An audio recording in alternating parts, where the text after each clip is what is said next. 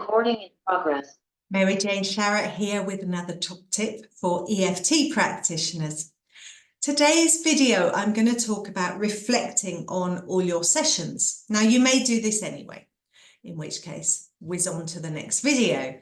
But if you don't, it's really well worth doing. So every time you work with a client or a practitioner, maybe you do swap sessions with somebody, a really great idea is after the session, straight afterwards, while it's all fresh in your mind, is just to spend a few minutes reflecting on the session.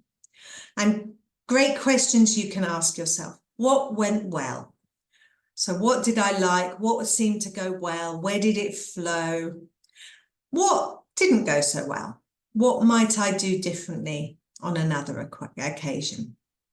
So that's a really great area for learning. It doesn't mean you were wrong, doesn't mean you messed it up, but maybe in hindsight, thinking back on things, you might think, actually, if I'd done it that way, that might have had a different outcome. Who's to say better? Because we can't ever know.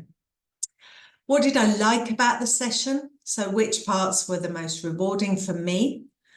And which parts did I not like so much? And this is how we get better as practitioners, and we improve and we start to bring our new skills. You could also have a think about what new techniques you maybe used in the session, maybe techniques you haven't used too much before. How did that go? Do they need a little bit more practice? That's okay.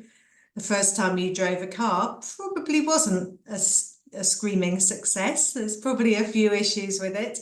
The second time was perhaps a little easier. And after you've been driving for a good while, then you're probably pretty confident. It's exactly the same. So keep going, but just spend that time reflecting on what you've learned. It will really help you to grow and to learn. And of course, if it feels challenging to do that, if you don't really want to acknowledge that maybe not everything was as good as you'd like it to be, perhaps do a little bit of EFT around that. It's a great thing to break down. Self-analysis. Let's not call it criticism. I hope that's helpful for you today, and I'll be back very soon with another top tip.